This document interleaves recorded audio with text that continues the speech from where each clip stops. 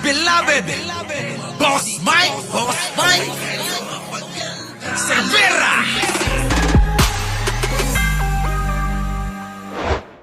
Oo, pati ho mga kababayan, ha? Hintayin daw ni CJ yung subpoena. Ha? Pangit naman tutorial yan. Hindi, Maring Joji, pag nakita mo, nako ha? Eto na mga kababayan ko. Pati ho itong mga, itong mga tawag dito. Ano ba yung Boss Mike? Pati ho itong mga anchor, na-visit na ho mga kababayan, dito sa sa mga DDS dahil ho sa kanilang pami-make news. Ha, mga kababayan ko? Yari! At ito pa, DDS maglalaslas ng kipay. Mga kababayan, mga DDS maglalaslas ng kipay. Mga anchor na visit sa mga katangahan ng mga DDS. Alam nyo, na talaga, tatatak na ho, na kapag ka-DDS ka, tanga ka. Kapag DDS ka, bobo ka. Ganun mga kababayan? Tatatak na na ganun sila. Pag DDS, bobo ka. Pag DDS ka, tanga ka. Ganun. Pag DDS ka, mangmang ka. Ganun. Laslas na nga. Paano pa lalaslasin? Yun daw ho yung kanyang pangako, mga kababayan. Kaya lang, unahin natin to. Sige, total na, umpisan na natin tong mga kawalang yan ng mga DDS na ito tuloy-tuloy na natin. Ito na, maglalaslas daw ng kipayla. Iloy Bugrit. Iloy BO3 negative 3. Na ipapaputo daw niya ang kanyang tipinggipil kapag buhay pa si BBM. Kita nyo mga kababayan, pinagpustahan pa nila si Pangulo. Kasi naniniwala daw sila na patay na daw si Pangulong Bongbong Marcos. Kaya pati yung kanilang kipay mani ay handa na silang ipusta. Ipapalaslas daw nila ang kipay mani nila. Dahil nga naniniwala sila at alam na daw nila na tegi-bam-bam na nga daw si Pangulong Bongbong. So ngayon, paano na? Eto na yung hamon. Ikaw, ano ba to? Eloy, laslas mo na kay Mima Alicia. Yaang kipayla mo. Patanggal mo na rin yung mani-mani mo. Anong sabi ni Iloy Bugrit? Iloy BO3 negative 3? Na ipapaputo daw niya ang kanyang tipinggipil kapag buhay pa si BBM. Paano yan? Buhay na buhay pa si BBM. Very much alive and kicking. Correct. Pwede ka pa niyang sipain. Kung ano yan, mag-live ka na, ihanda mo niya tipinggipil mo dahil nakaabang ng buong universe. Yes. Naligo ka na lang, magsabon ka na. Correct! Pag sinabon mo yun, ganun din yun. Lalabas pa rin ang mga nana nun. Diba? Ito pala mga kababayan nanain ng kipayla Si Eloy mga kababayan, nanain daw ang kipayla nun. Diyos ko po, siguro napakabaho ngayon, total naman, ikaw ang nagsabi na handa kang ipalaslas ang kipayla mo. Ano na ngayon ang sagot dyan? Diba? Ano na ngayon? Grabe, mga kababayan? Ano na? Alam nyo, sa totoo lang, mga kababayan ko, ewan ko ba sa mga riyan, Ito ho nga pala yung kaya ko nalaman na merong mga OFW na mga ito Yung dalawang Pinay. Tingnan nyo, yan, mga DDS na na Pinay. Grabe ang pasimunong dalawang Pinay, no? Sila ang nagbibideo, sana dapat ang nagsasabi na, uy, huwag mong gawin yan. Kasi Indonesia pala mga manang ang pinapraktisan or nagpapakain sa kanilang alaga, sa kanilang alaga. Ayun mga manang, no? In short, mga manang, nagpapabembang doon mga manang sa kanilang alaga na minor. Okay, mga manang, ito na. Sinong gusto manood, i-follow nyo ako sa aking page na Madam Aray-Aray dahil ipasa ko po sa inyo dahil may video pa akong dalawa. May video. Marami palang video yan. Grabe, mga kababayan, marami palang video. Hindi, mga kababayan, marami palang video. Ay, Ay, nako, ewan ko ba? Di ba, no, mga kababayan? Dami palang video. Ay, nako. Oh, sige, tuloy na natin to. Oh. Iloy Bugrit, Iloy BO3 negative 3, na ipapaputol daw niya ang kanyang tiping gipil kapag buhay pa si BBM. Paano yan? Buhay na buhay pa si BBM. Very much alive and kicking. Pwede ka pa niyang sipain. O ano yan, mag-live ka na, ihanda mo niya tiping gipil mo dahil nakaabang ng buong universe. Correct. Naligo ka na lang, magsabon ka na. Ayun na nga. Magsabon ka na. Di ba mga kababayan? Magsabon ka na! Kaya lang nga, ganun eh. Alam nyo pala, iyan palang si Iloy na yan, mga kababayan ko. Abay, talagang maraming kaaway. Oo. Eto, mga kababayan, pakinggan nyo. Pasok! Oh. Ano yung mangyari? Kilala namin yung putang inang yan. Walang Nako. nakakatakot sa kanya. Hindi nga yan makabili ng bra. Ala, Alam mo kung anong mangyari dyan? Gugulo. Si Grace, gulo ang dahilan kung bakit yan nagkakapera. Hindi yan titigil ng kaninira, paggawa-gawa ng kwento at pag-create ng trauma dito sa social media hanggat may naniniwala sa kanya. Sige, Hindi titigil hanggat meron hong nabubudol. So, mambubudol. Kita nyo naman, di ba, nanghihingi daw ng kanyang, sa kanyang GCash account, bank account. Di ba nakalagay yung bank account niya, GCash account niya, i-deposituhan nyo daw siya. Grabe, no? Grabe sila, no? Antindi, no? Ito pa, tingnan nyo. Ba si Grace nang aaway? Ayan ang magandang tanong eh. Bakit nga ba nang aaway? Bakit nga ba nang aaway yung Bugris na yan? Una, it's for money. Nako! Panoorin nyo, ha? Yun ang totoo. Si Grace po ay nang aaway for money. Oo. Una, it's either binayaran si Grace ng mga demonyong kaaway na hindi kayang makipaglaban ng harap-harapan sa'yo, kaya nagpirma ng kontrata sa demonyo. Pangalawa, si Grace, inaaway ka dahil may pangalan ka. Pag may pangalan ka, hihintayin ni Grace na lumaban ka sa kanya. Dalawang bagay lang yan. Yung mga kaaway mo magbabayad sa kanya para more kwento, or ikaw ang magbabayad sa kanya pag natakot ka sa kabastusan niya. Si Grace po ay isang homeless sa Dubai.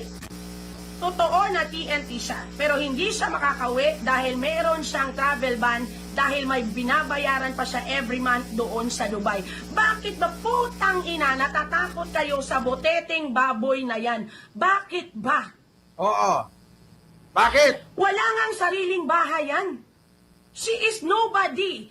Yung bahay niya na sinabi niyang may 5 bedroom na may swimming pool, bahay ko yan. Anything to that. Yung birthday niya na May 27, birthday ko yan. Grace used to be my fan. Ginamit fan, electric fan, whatsoever fan, ganyan. Okay na ba? Okay na ba? Okay na, okay na. Kasi nga mga kababayan, meron talagang nilamok eh. Actually, hindi nilamok mga kababayan, binabango kasi ang baho ng mga pokelya ng mga hayop ng mga OFW na, ano ba yun? Mga DDS eh. Mga kababayan!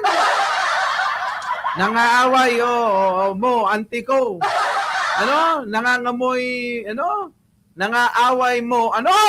Ayusin mo nga, Arnold Lopez siya sinasabi mo. Nangaaway mo, auntie ko. Ito na, Yan lang yan. Bakit ba kayo naniniwala at natatakot sa boteteng yan? Ano ba yung nakakatakot? Bakit pa kayo natatakot? Di kami natatakot diyan kay Butete na yan. Kaya pala nangaaway si ante. Bakit? Dahil nga, kasi kailangan ng pera. Di ba? Oo, more away, more pera. Ganun. Di ba, no? Yun yung ante mo. Ito na. Ilang tulog na lang yun, Arnold Lopez. Talay. Sa kanya, koneksyon, wala siyang koneksyon.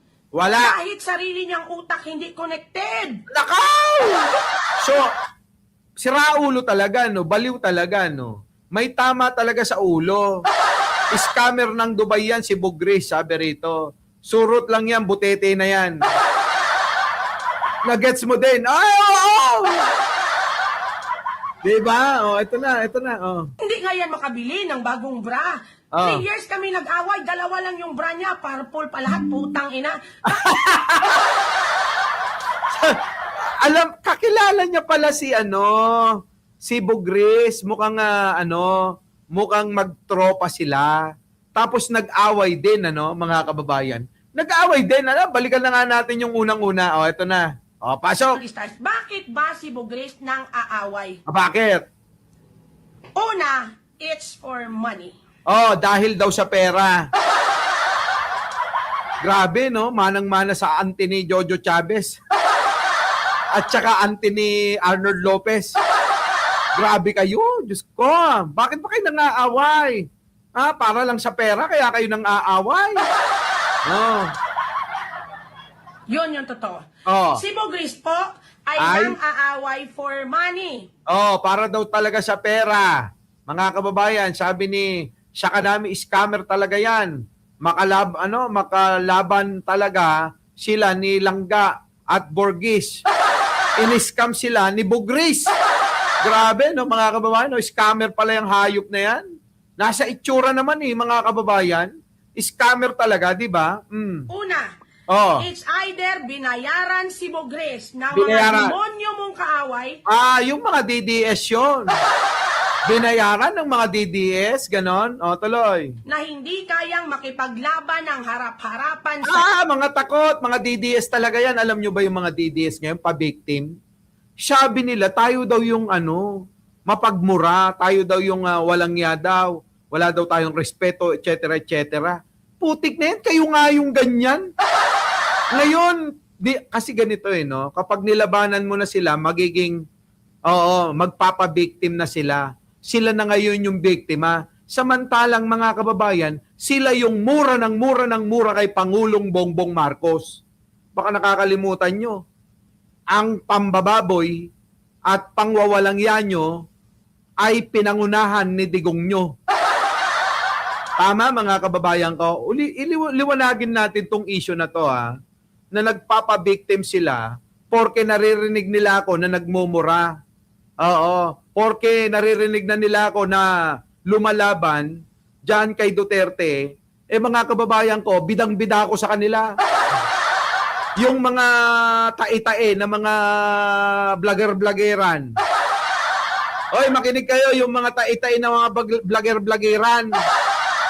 Putik na yan yung ang ibang mga friend ko pa sa FB, mga kababayan, nagmumura na Galit na galit sa akin, hindi ko naman sila minumura. Si Digong naman, pero sila yung nagmumura sa akin. Puta, block kita. Diba? O wala kang kwenta. Ako, hindi ko kayo pinakikialaman sa inyong mga content. Wala akong pakialam dyan. Minumura nyo si Pangulo, wala kayong maririnig sa akin. Dahil karapatan nyo yan. Kung yan kalayaan ninyo sa pagsasalita ninyo, kalayaan nga raw sa pamamahayag, meron din ako niyan. Kaya gagamitin ko rin yung karapatan ko na yon para tapatan yung karapatan na sinasabi nyo. Tapos kapag nasaktan kayo, anong ginagawa nyo? Nami-personal na kayo. Yan ang sinasabi ko sa inyo Hindi habang panahon kaya namin kayong pagpasensyahan. Hindi habang panahon mababait kami. Tao lang kami.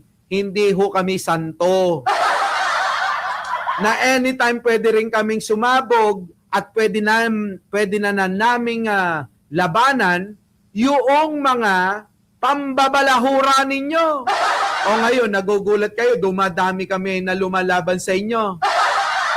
Ngayon, kapag nakita nyo yung ganon, na binabalahura yung idol nyo, hindi naman kayo, galit na galit kayo. Sa totoo lang, gusto nyo nang magpatiwakal. Ganyan ho sila mga kababayan. Sa Facebook na yun ang labanan ng mga ganyan. Tuloy. Kaya nagpirma ng kontrata sa demonyo. Pangalawa, Si Bugris, inaaway ka dahil may pangalan ka. Kaya naman pala. Kaya pala inaaway nito si Annabel Rama. Oo. Kaya naman pala. Parang may kilala akong ganyan.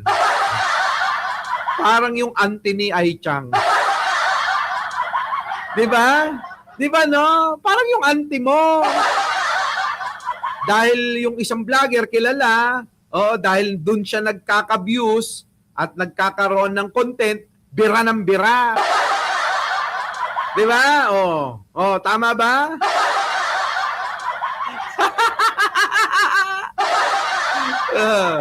Ano? Lasong ka sa FB. Paano mo na ako naging lason? Ang bait-bait ko nga eh. Di ba? Yun eh, Parang yun yung sinasabi, tuloy. Pag may pangalan ka, hihintayin ni Bugris na lumaban ka sa kanya. Dalawang bagay lang yan.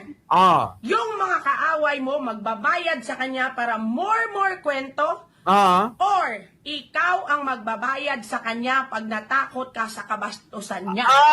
Bayaran talaga tapos nang ba-blackmail? Bayaran na nang ba-blackmail pa? Di ba? Anghel ako ron. Loko-loko ka. Shoutout sa inyo lahat, mga kababayan. Baka naman, kahit hindi ko kayo ma-shoutout, Maria Inoue, sa ating mga members at ating mga moderators, bahala na kayo sa ating mga bisita. Huwag niyo kalimutan, malaking bagay ho yung pagla-like ho ninyo. Yung pagpindot nyo po ng like, malaking bagay, Dimple Smirnoff. Eto na, grabe, no? Bayaran pala yun. Yung Bugris.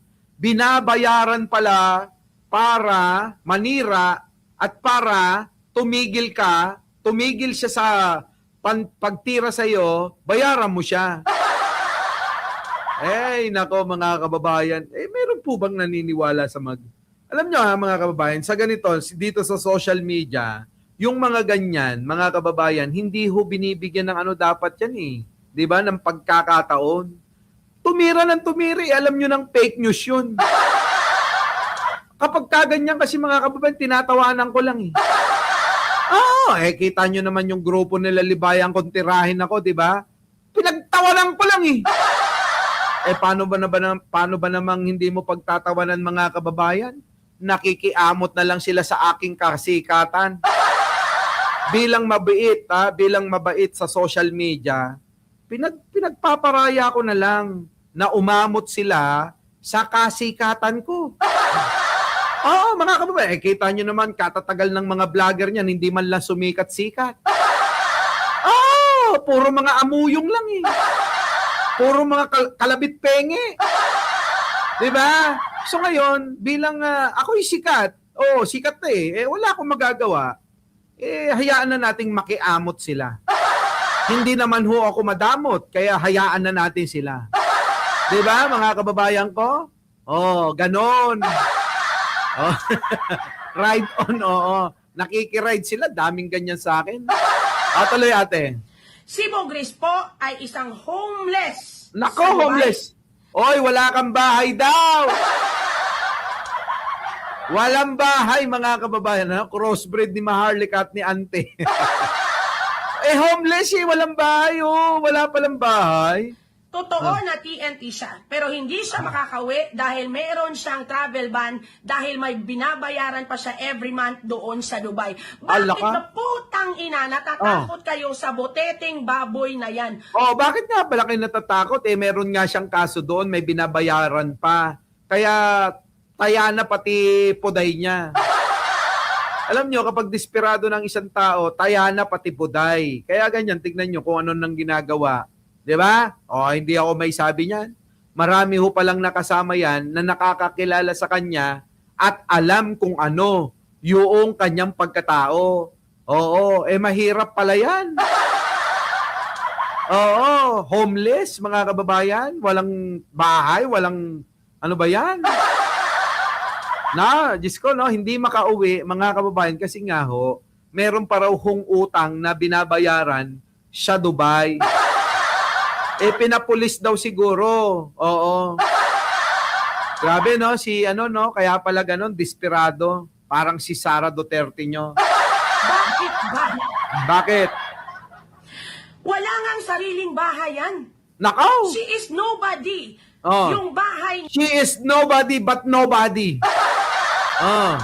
niya na sinabi niyang may 5 bedroom na Oh. may swimming pool, bahay ko yan. Oh. Ani Sabi, sa 10 stars.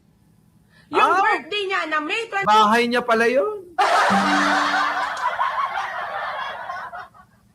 Bahay niya pala yun! No? Bahay niya pala yun, ano? O, tuloy. 27, birthday ko yan. Bugris used to be my fan. Nako. Dynamic fan, electric fan, Oo. whatsoever fan, ganyan lang yan. Bakit ba kayo naniniwala at natatakot sa buteteng yan? Ano ba yung Sino ba natatakot? Hindi naman kami natatakot eh. nakakatakot sa kanya? Koneksyon? Wala siyang koneksyon.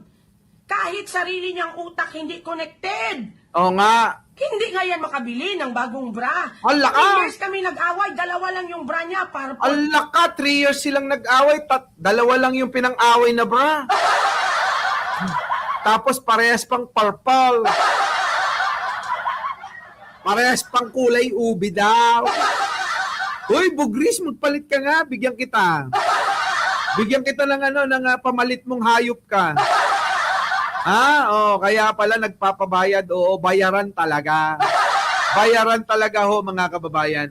Sabi na ho nakakilala sa kanya. lahat putang ina. Bakit kayo natatakot sa kanya? Hindi kami natatakot. Oo, hindi kami takot dyan. Isa pa. Yung mangyari, kilala namin yung putang inang yan. Walang Kilalang kilala daw, mga kababayan. Kahit anong mangyari, kilala daw nila yan. Ate, pasok. So kahit ano yung mangyari, kilala namin yung putang inang yan. Walang nakakatakot sa kanya. Hindi nga yan makabili ng bra. Alam mo kung ano mangyari dyan? Gugulo. Si Bugres, gulo ang dahilan kung bakit yan nagkakapera. Hindi yan titigil ng kaninira, paggawa-gawa ng kwento at pag-create ng trauma dito sa social media hanggat may naniniwala sa kanya. Si Nako. Gitling sa 50 stars, yun yung totoo. Magiging pokpok ka sa kwento, I've been there. Ganito na lang. Sabi niya, bakit mo ba inuulit yung kwento? For you to know kung ano yung kapasidad niya. Langga, nambay, sa Bacolod. Dahil sa pakikipag-away kay Bugres, naging pokpok ako sa kwento. Naging kirida ako ni Mayor, naging kirida ako ni Congressman, naging kirida ni Councilor, naging kirida lang ni Kapitan. Lahat na, iyon na. Pero sino mas maganda, si ate o si Bugris? Sige nga ho, mga kababayan, umaming kayo. Sino mas maganda, si ate o si Bugris? Kay ate ako, kay ate ako. Kita nyo naman, mga kababayan, malayo naman eh. Si Bugris, mga kababayan, mukhang tama si ate. Mukhang buteteng baboy. Kamukha ni Sara Duterte. Eto mga kababayan ko. Si ate, no? Si ate. Sige. Marami ako bra dito. I-donate ko kay Bugris. Anong brand? Kailangan may brand yan, ha?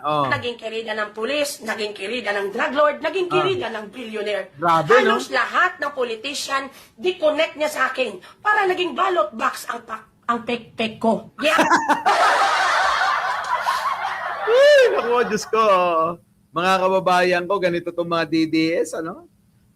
Iba, no? Matindi, no? Grabe. Si Langga ito. Okay, Langga ako, sabi ni Sil. Langga! Sa'yo ko, Langga, galingan mo, ha? Si Langga ang maganda kaysa kay Bugrit. Talaga, sa mga hindi pa ho yan, mga nakakapag-like, share, and subscribe, mga kababayan, ha? Tuloy. Atay radyo din noon. Pagkatapos nun, ano pa yung nangyari? Pagkatapos kong maging kirida ng kung sino-sino na mga politician na nagmukhang ballot box ang pek ko. Ito yung next na nangyari. Sinabi ni Bugres na drug lord ako dito sa Visayas. Hala ka, talagang paparatangan kang drug lord, ano? Talagang libelous, mga kababayan, ano? Libelous yan, tuloy. Hala, tsura sa drug lord, be? Yung swimming pool ko daw na ito, pag pinindot mo, putang ina, bababa yung tubig at makakapasok ka sa aking underground laboratory. Nako. Kung sino Ganyan na ganyan si Mangusin. Si Mangusin, gagawang ka ng kwento nun, alam nyo ba yon? pa naman yung bobo na naniwala sa kanya, Malia, makibaka, huwag matakot. Dapat lumaban tayo pag may bago naman siyang biktima. Sabi niya, pa-English ka pa, hindi man fluent, ambot sa imo. It is not the language that really matters. It is the truth that you are actually saying. Sabi ni Keria Soldevilla, yan silang Boss Mike, taga Bacolod. Si Bugris, taga Iloilo. Oh, sila lagi nagbabangayan sa SOCMED. Ay, talaga, may kaaway pala talaga siya, mga kababayan. O ano na, Bugris? May kaaway ka na talaga. Eto pala si Langga. Oh, mukhang hindi umuubra si Bugris kay Langga, ano? Tuloy. Yun yung problema sa inyong mga bobo. Nadala kayo sa English kahit mali-mali at gawa-gawa ang kwento. Correct! Diba, alam mo kasi yung mga didis, bobo talaga yan, Langga eh. Diyos ko, kung alam lang ng mga parents nyo na maging gago kayo at gago paglaki nyo, sana pinadidi na lang kayo diretso sa baka. Oo nga, sa kalabaw naman. Diba? Itong mga DDS daw, mga kababayan, kung alam lang daw ng mga magulang ito na mga lalaking tatandang mga bobot tanga, dapat diniretso na lang daw dumede sa baka. Tuloy. In about take us 50 stars, nakakabobo. Masaya lang yan ngayon kasi hindi kayo yung biktima. Masaya lang nan ngayon kasi hindi kayo yung sinisiraan ng balyena na yan. Pero pagdating ng panahon, it will come back to you more than double. Ang advice ko dyan kay Mother Lou, wag kang papatol kay Bugris, maniwala ka. Wag na daw kayong papatol. Ako, hindi talaga. Oy, Bugris, puki ng ina mo, ha? Hindi ako pumapatol sa'yo, tsaka hindi ako pumapatol sa ganyang itsura mo. Diyos ko, napakabaho ng itsura ng babae na yan. Ano? Babae ba yan? Alam nyo ba, yung pagkatinignan nyo siya, parang feeling nyo kapag bebengbangin nyo, nagnanana yung ano ninyo pag labas. Alam nyo yung feeling na ganon? Oo. Putik na yan. Kahit nga siguro bayaran ako ng 10 milyon mga kababayan, hindi ko yung bebengbangin. Kahit pa 100 milyon mga kababayan, hindi ko talaga bebengbangin yan. Yung ganyang itsura mga kababayan, kita nyo? Yung itsurang matakaw sa burat. Di ba, no, mga kababayan? Ay, nako. Grabe yan. Nako, ewan ko. Hindi ko kayang i-take, mga kababayan. Sa dami ho na manliligaw ko na mayayaman. Alam nyo ba, marami akong manliligaw ng mga milyonaryo, bilyonaryo ng mga babae na may mga hindi na ibig sabihin expired na sa akin . Yung mga 40 to 50 na . Ayaw ko na ng gano'n, ha? Para kasing ako kasi mga kababayan, late boomer ako no? Late bloomer ako mga kababayan. Yung para bang nung bata kasi ko wala akong ginawa kundi magtrabaho. Kaya hindi ko naranasan yung mga kaedad ko. Kaya laging ang mga nakakabiktima sa akin nung kabataan ko, talagang puro ang edad sa akin mga 20 anyos, 30 anyos, gano'n. Sinamantala yung katawan lupa ako nung bata ako. Grabe. Ngayon mga kababayan, kapag ka mga 22 gano'n, nag-iisip na ako . Pag 23 mga kababayan, naku, Diyos ko po. Pag 24, wala nang tinginan mga kababayan. Pas na kagad.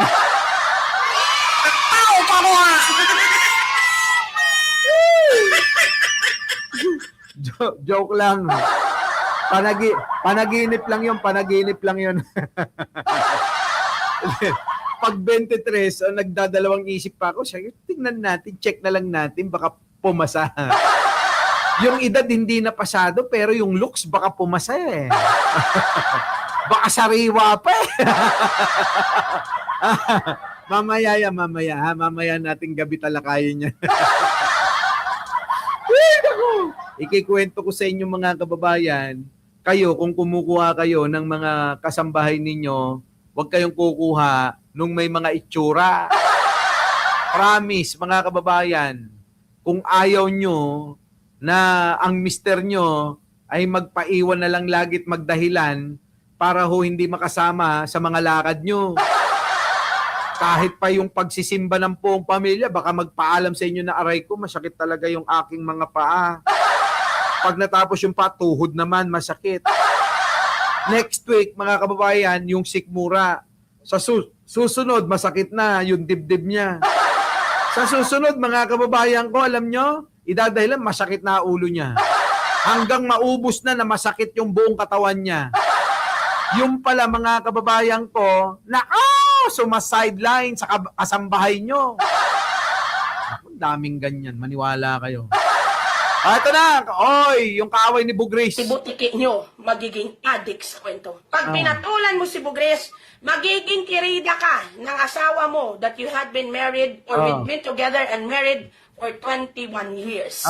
Kaya ni Bugres buhayin ang patay. Naalala ko dati, talaga? yung kapatid ko, kailangan Putik na yan, paano niya bubuhayin yung patay? Kaya niya kayang buhayin yung pututoy ni Digong? Ano? Sige nga, Langga, pakisabi nga kay Bugres, kaya mo bang buhayin yung pututoy ni Digong? Di ba, no? Pagka nabuhay ni Bugres yung pututoy ni Digong, talagang bilib na ako. Oo, di ba? Ay, kwento kasi marami nanonood para malaman nila. Yung kapatid ko, patay na. Itong putang inang Bugres na to, na hindi naliligo, at Team Asim, maasim pala, grupo ko pala yung Team May Asim pa. Itong balyena na to, dahil sa inggit niya sa bahay ko, ano pinagkalat niya sa social media? Hindi ko daw bahay yung bahay ko. Alam mo kung sino yung nagsabi sa kanya? Yung kapatid kong babae. Ito yung nakakatawa. Bago ko nabili yung lupa ko, patay na ang kapatid ko. Grabe, no, mga kababayan, sabi ni Addictos, unatin muna niya yung kulduroy. Miracle. Miracle talaga yung kapag ka napabuhay pa niya yung pututoy ni Digong. Hindi, may mga ganyan, magagaling silang gumawa ng kwento para sirain ka. Daming ganyan, mga kababayan. Sa akin lang nung araw kung ano-anong mga kwento nila na hindi naman totoo Kaya ako, sakay na lang ako Pag sinabi nilang bakla ka, ano ngayon, halika, tsupain kita. Ganun na lang ang sagot ko, mga kababayan Di barado sila. Sa mga ganun, yung tawag doon, mga kababayan, reverse psychology. Nire-reverse ko para ho sila, kaini sila ng sarili nilang mga banat. Di ba, mga kababayan? Ano naman, kung bakla ako, halika, tsupain kita. Lalabas ko pa yung dila ako ng ganire. Dali na. Di ba? Ganon, pagka babae, mga ganyan, babae nagsabi, bakla ka, halika. Patunayan natin na bakla ako. Pumunta ka sa room 204. 204. Room 204, punta ka doon, Malaman mo kung bakla ako. Naku, kahit galit ka sa akin, huwag kang mag-alala. Uuwi kang masaya. Di ba? Lalagyan kita ng basilim pampadulas. At sa sobrang sarap, ikay malolo ka. Mawawala ka sa sarili tulad ni Sisa.